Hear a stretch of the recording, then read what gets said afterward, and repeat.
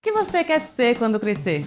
Bombeiro, astronauta, médico, engenheiro, piloto, jogador de futebol, cientista, advogado, professor. Feita uma criança, a pergunta faz a imaginação voar. E você? O que respondeu quando te fizeram essa pergunta? E mesmo dentro do curso escolhido, já parou para pensar nas várias possibilidades que se apresentam? O Profissões está no ar. E este espaço aqui é para a gente trocar ideias sobre carreira profissional e mercado de trabalho.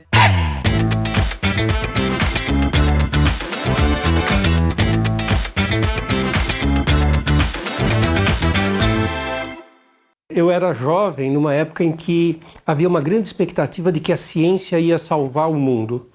Foi quando se desenvolveu a corrida espacial, energia nuclear. Era uma época em que ciência era muito sedutora. Os jovens se encantavam com ciência e eu não fui exceção. Então eu me interessava muito por ciência e matemática em particular.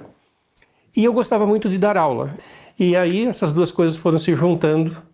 Esse gosto pela atividade, né, de ensinar, e o gosto pela ciência. Durante algum tempo eu vacilava entre matemática e física e, finalmente, quando fui fazer o vestibular, eu já estava decidido pela matemática.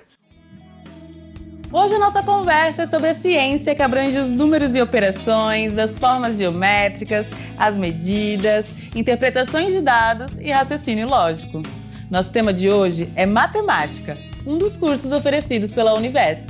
Essa área do conhecimento, que conversa com tantas outras, forma profissionais que atuam nos mais diversos campos. Alguns matemáticos você vai conhecer a partir de agora.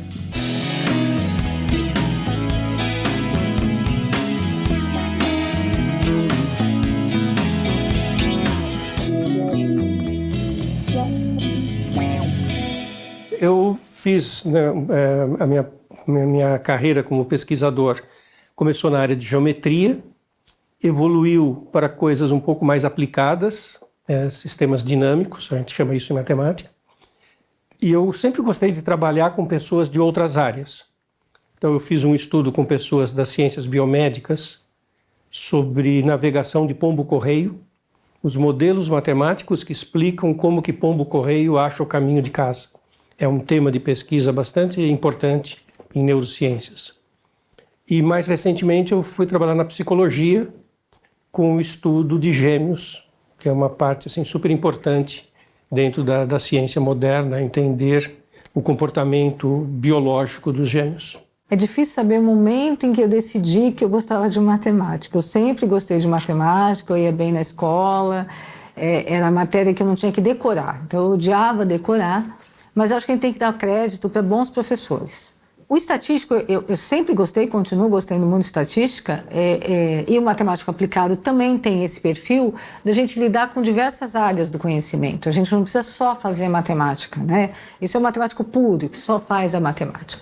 Então a gente aplica muito a matemática em outras áreas.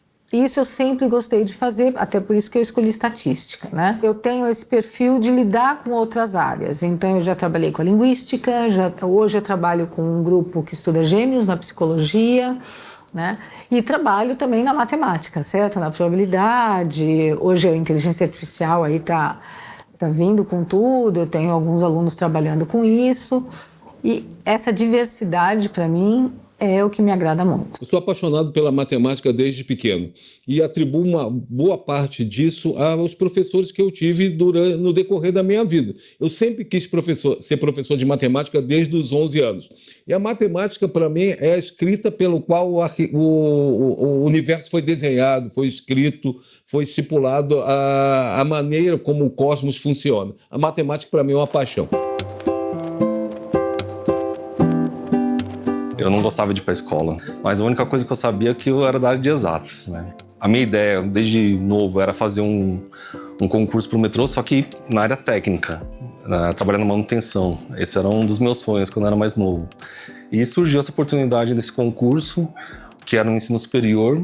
Quando eu li o edital, eu vi que tinha um cargo para matemático, só que eu não sabia o que o matemático fazia aqui no metrô. Aí eu arrisquei, fui bem no concurso.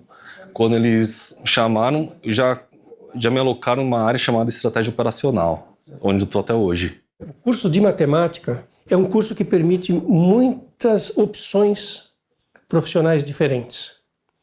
Eu posso dar alguns exemplos. Eu tive um aluno que fez licenciatura em matemática aqui na USP. Quando começou o Enem, ele se interessou pelo Enem, ele se interessou pelas teorias que estão por trás do Enem, que são as teorias teoria de resposta ao item, que são teorias pedagógicas. E sabe como é que ele terminou? Para aplicar a teoria de resposta ao item, ele foi fazer parceria com escolas da prefeitura aqui em São Paulo. E as escolas não tinham como ele fazer testes, fazer as provas e corrigir. Aí ele, sozinho, desenvolveu um leitor de cartão óptico para corrigir as provas, para poder aplicar a teoria de resposta ao item, as avaliações que ele queria fazer. O curso de matemática permite essa variação de rumos. E ele continuou sendo professor, mas ele desenvolveu uma startup, criando um produto super simples, super barato, para fazer leitura óptica de cartões de respostas em testes. Os maiores empregadores nossos são os bancos, porque os bancos têm que desenvolver modelos. As pessoas falam de matemática como se fosse fazer conta, né? Não é isso, né, matemática. É modelar, né? Fazer um modelo para prever coisas. Então, hoje, o sistema financeiro inteiro busca pelos nossos alunos. Eu diria que, em segundo lugar, talvez fosse a indústria. Agora, a gente tem pessoas que estão em marketing. E por quê? Porque também tem modelagens que você sabe aplicar melhor a propaganda mais direcionada, que vai ter um retorno melhor com custo menor, né? Então, o matemático está em tudo, né? Indústria farmacêutica, idem estatístico, né? Eu vou generalizar, chamar matemático, fica mais fácil para a gente conversar, mas eu diria que nós temos pessoas em diversas áreas.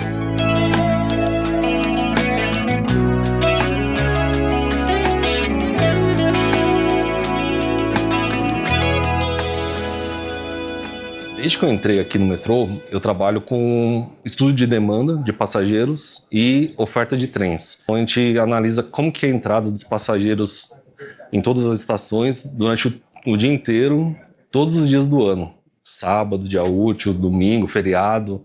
E através desses dados de entrada de passageiros, a gente consegue definir quantos trens são necessários para atender com maior conforto o nosso passageiro, qual é a velocidade que a gente define para os trens, qual é o tempo de parada que a gente define. Então nós estudamos qual a velocidade ideal para os trens não consumirem muito a energia, né, que é um dos maiores consumos que a gente tem aqui no metrô, é o consumo de tração dos trens. Então esse é um dos estudos que a gente tem até hoje aqui.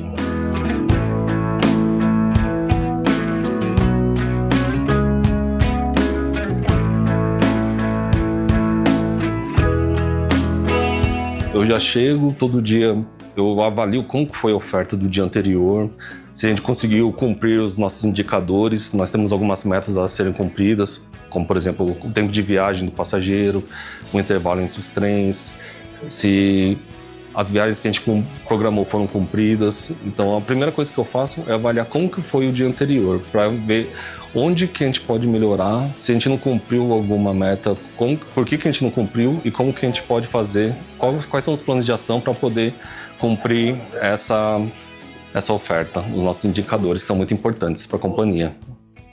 O matemático ele tem diversas possibilidades de trabalhar numa análise de mercado financeiro, por exemplo, no comportamento de uma bolsa de valores, em cálculos avançados de um lançamento de um foguete, por exemplo.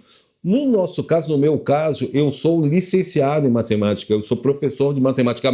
Vou pegar só a minha graduação, foi nisso. Mas o professor de matemática também pode atuar, ter vários campos de atuação. Vou explicar como. Por exemplo, coisas que eu já passei por isso. Todo órgão público é obrigado, geralmente, a fazer uma prestação de contas. Uma secretaria de educação, por exemplo, onde os professores acabam trabalhando, lidando com secretarias de educação municipais ou estaduais, recebem verbas do governo do estado, do município e do governo federal, principalmente, que necessitam, no final do ano, ser explicado, tintim por tintim, onde é que esse dinheiro foi. E o professor de matemática, ele é talhado para executar essa tarefa. Então, muitas vezes, quando o professor está em sala de aula, em alguma escola do estado, do município, ele acaba sendo pinçado convidado para trabalhar numa função dessas, até como gratificação de função para fazer isso, para poder executar essa prestação de contas. Eu sou o professor Leonardo, eu atualmente trabalho aqui dentro do GRAAC, do Hospital GRAAC, grupo de apoio às crianças e adolescentes com câncer. Trabalho na área de educação, sou professor especificamente de matemática, leciono elas desde a internação até momentos que vêm para consulta ou para tomar algum medicamento. Eu me vejo muito nessa situação. Eu tenho um problema cardíaco desde bebê. Eu nasci com um problema cardíaco. Então passei muito tempo dentro de hospital, fiz internações grandes. E uma das minhas internações para fazer uma cirurgia cardíaca foi no 3º ano do ensino médio. Que eu saí da escola em torno de julho para internar e fazer a cirurgia e não voltei mais para a escola. Então eu fui repetir o 3º ano do ensino médio, porque o hospital que eu fazia tratamento, que foi a cirúrgico, ele não tinha professores hospitalares. Então eu não aprendia nada, não estudava, eu ficava literalmente jogando videogame. E nisso eu saí, fiquei literalmente 6 meses fora da escola, fiz matemática, a residência foi o meu forte aqui dentro do GRAAC, porque eu falei, eu posso ensinar as crianças coisa que eu, na minha época, não podia. Eu não tive essa oportunidade de não repetir. Eu repeti. Então, eu queria a oportunidade de ensinar as crianças para não repetir, para ter um conhecimento melhor.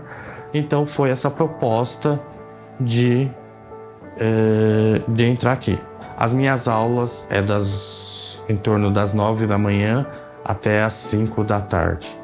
Eu leciono nos andares que tem que atender, nos quartos. Então, eu atendo em média de 5 a 6 crianças por dia, porque todas as aulas nossas são individualizadas. Eu dou uma aula individual para cada aluno. E eu dou preferência para o transplante de medula óssea, pois eu sou professor responsável de lá de dentro. Então eu sempre estou lecionando para as crianças que estão dentro do transplante, fazendo o transplante, que ficam em torno de 1 mês e meio a 2 meses realizando. Eles não saem do quarto, então a gente entra lá para dar aula, lecionar. E as outras crianças que a gente fala que vem ao hospital dia, que vem todo dia para tomar uma quimioterapia ou algum exame específico ou consulta. As crianças começam o tratamento, elas já são privadas de muita coisa. E na escola é uma delas.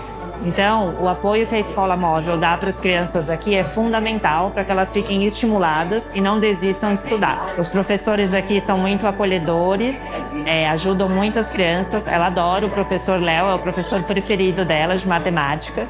E ela faz aqui sempre as aulas de português e matemática. O ano passado ela estudou 6 meses aqui na Escola Móvel. E esse ano ela está revezando entre a escola presencial e a escola móvel.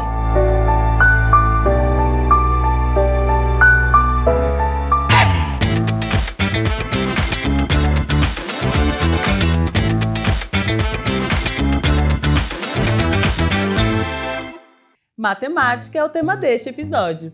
E a partir de agora, a gente fala um pouco sobre a importância da formação profissional.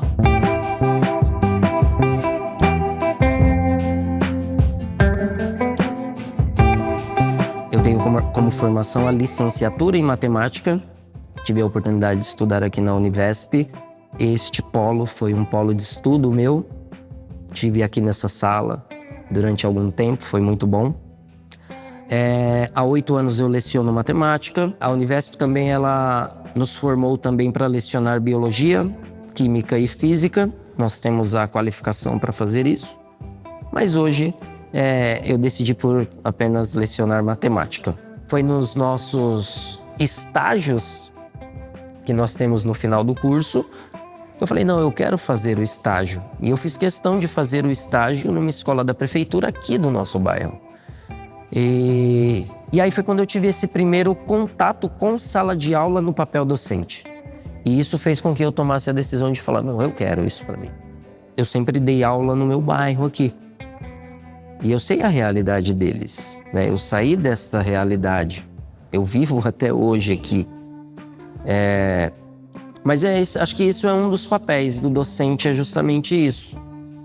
Fazer com que eles percebam que há uma saída, há uma esperança, não só na matemática, mas na educação em si. Que isso pode ser e é uma porta para que eles possam crescer, né? Para que não se conformem com esse cenário que muitos deles vivem, né? De dificuldade. Muitos estudantes eles têm problemas financeiros, problemas sociais. Isso é natural, né? Na nossa realidade aqui do bairro. Mas que eles não se conformem com isso. Então, acho que é um dos nossos papéis como docente também. Fazer com que eles enxerguem uma esperança. Que a educação é uma esperança na vida deles, sem sombra de dúvidas. E eu sempre coloco isso no início dos nossos anos letivos para eles. Que eu sou daqui. Eu estudei em escola pública, eu vivi a escola pública. Eu fiz uma universidade pública e que eles também são capazes. Quando eu entrei na matemática para desenvolver matemática, eu pensei em estudar e lecionar nas escolas. Ser um professor escolar mesmo, de dar conteúdo dentro da escola. Mas a vida carrega muito a gente pro que é necessário. Então, ela demonstrou um caminho para mim de vir parar aqui e lecionar para as crianças que precisam mais necessidade de um aprendizado muito maior referente à educação, referente ao conteúdo de matemática. Então eu digo que ser matemático tem várias possibilidades. Vocês têm que encontrar a que interfere na sua vida. Eu encontrei com essa proposta de dar aula dentro de um hospital que eu achei uma proposta muito linda. A área que mais emprega, certamente, é a educação. É a área de que falta professor de matemática. No meu tempo de graduação, o professor dizia o seguinte para mim: o mau professor de matemática não fica desempregado. O bom professor de matemática ganha bem. E hoje o que eu vejo que uma área boa da pessoa se especializar é a lógica. Porque, além da matemática, o matemático estuda a lógica num determinado momento da licenciatura, mas o sujeito pode se especializar e quase todo concurso público hoje tem lógica. Então, o professor de matemática pode se especializar nisso e abre um amplo espectro aí de trabalho. Agora, aonde, como matemático, que eu vejo que a área que dá mais dinheiro é na assessoria das grandes corporações financeiras. Bom, sem sombra de dúvida, a inteligência artificial hoje é uma das áreas mais promissoras, não adianta a gente fingir que não, né? Chegou, vai ficar e a gente vai se adaptar. E eu acho que é uma das mais promissoras. Mas isso é importante também o jovem saber, né? Quem vai prestar vestibular ou fazer a sua opção. O IA não está sozinho, não é só computação, né? Tem ali muita probabilidade, muita matemática por trás. Então, essas áreas hoje vão se unir e é importante esses jovens saberem que não é só computação, eles não vão ficar só atrás, eles precisam de uma matemática por trás. A computação é matemática também, né? Mas é mais voltada para software, hardware, etc. E eles vão ter que trabalhar com modelos matemáticos para melhorar o IA. Não vai ter jeito, vai melhorar a cada dia, né? Não vai ter jeito. Olha, uma área que está todo mundo falando muito, né, são essas áreas que se conectam muito com computação e teoria de informação. Então, né, inteligência artificial, os que usa-se muita expressão Big Data, né, que são tratar com as grandes quantidades de dados, né, dados gigantescos. O uso de matemática como modelagem para problemas sociais, biológicos, tecnológicos. essas áreas todas estão com uma quantidade assim, de oportunidades, tanto nas empresas, quanto nas universidades, quanto nas escolas. Pessoas, colegas meus matemáticos que trabalharam com temas de Covid, que as pessoas nem pensam que tem, né, aquele monitoramento de celular. Como assim, monitoramento de celular? Ele vai precisar de um matemático, de um engenheiro, de um sociólogo. São temas assim, interdisciplinares. Então, há uma carência muito grande hoje de pessoas que conectem matemática com o mundo real. E a gente chama isso de modelagem matemática. Então, é uma área muito a ser explorada. Eu não acho que todo mundo tem que gostar de matemática, né? O mundo seria muito chato, né, se todo mundo só quisesse matemática. O que eu acho, que eu falo sempre, e eu sou muito preocupada com a educação no Brasil, principalmente a educação em matemática, é que você tem que ser um cidadão. Para você ser cidadão, pelo menos você tem que saber quanto de juros estão te cobrando, entender o que é juros, né? Algumas coisas de matemática, você não pode falar, eu não sei e não me faz falta. Não é verdade, né? Me incomoda um pouco uma pessoa falar assim, eu não sei proporção e tudo bem, eu odeio matemática. Não, você precisa saber proporção, né? Até para você cozinhar, você precisa saber proporção. Então, existe um mínimo que eu acho que o nosso cidadão tem que saber. Neste momento, eu acho que o Brasil passa por uma situação em matemática extremamente difícil. Tem uma sequência aí de reportagens dizendo que o nosso aluno está saindo do ensino médio sem saber o que é uma área de um retângulo. Então, quando ele for comprar a casa própria, ele não entende o que é a área da sua casa. Então, existem coisas que tem que saber. Não tem muita opção, tem que saber para ser um cidadão. Eu acredito que a gente pode transformar o mundo, o nosso entorno, a sociedade, através da educação. E eu acredito que o aprender matemática não é um dever do cidadão, é um direito de cada uma pessoa, de cada criança, de cada jovem, porque a partir do momento que o sujeito compreende a matemática, ele pode fazer ele deixa de ser ingênuo ao lidar com números, com gráficos, com informações. Então, ele sabendo matemática, ele consegue aprofundar a sua análise, ele consegue melhorar o seu jeito de raciocinar, e isso serve não apenas para quem vai ser professor ou vai lidar com a matemática, serve para qualquer profissão. Ninguém acorda de manhã, olha para o céu e fala, eu vou inventar uma teoria matemática. Todas as teorias, mesmo as que a gente ensina para as crianças, quanto as que a gente ensina para os adultos, elas foram desenvolvidas por seres humanos num certo espaço do tempo, num certo espaço geográfico, para resolver algum problema, para fazer alguma coisa que era uma necessidade daquele ser humano. Quando nós conseguimos levar isso para a sala de aula, o aluno fica absolutamente encantado e seduzido. Isso gera entusiasmo pelo aprendizado. Confesso de verdade que eu tenho excelentes recordações dos meus professores, né? Em especial um professor meu de cálculo, que ele foi muito bom, muito bom. Eu tive a oportunidade de, na minha colação, de dar um abraço nele e agradecê-lo, porque foi um professor fenomenal, né? O excelentíssimo Cláudio Possani.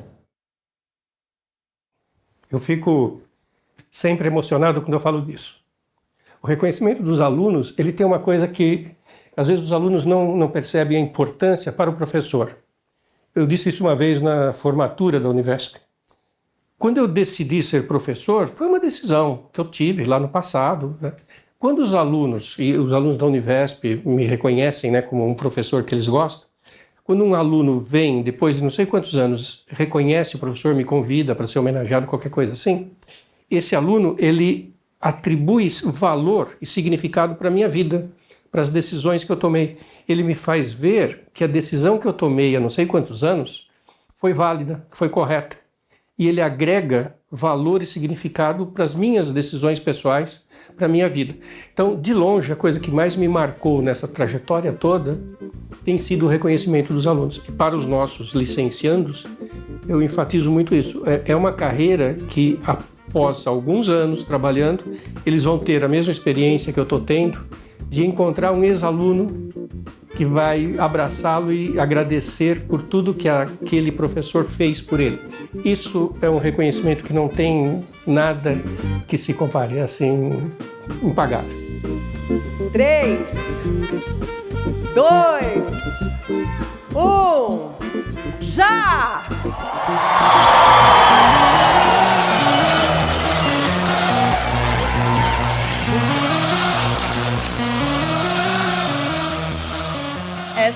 histórias de hoje no nosso programa Profissões. E olha só, na Univesp você pode cursar licenciatura em matemática. O curso tem duração de 4 anos. Com ele você pode ministrar aulas nas séries finais do ensino fundamental, no ensino médio e nos cursos técnicos deste nível de ensino. Pode também produzir objetos de aprendizagem com conteúdo matemático e atuar, por exemplo, em editoras de livros didáticos.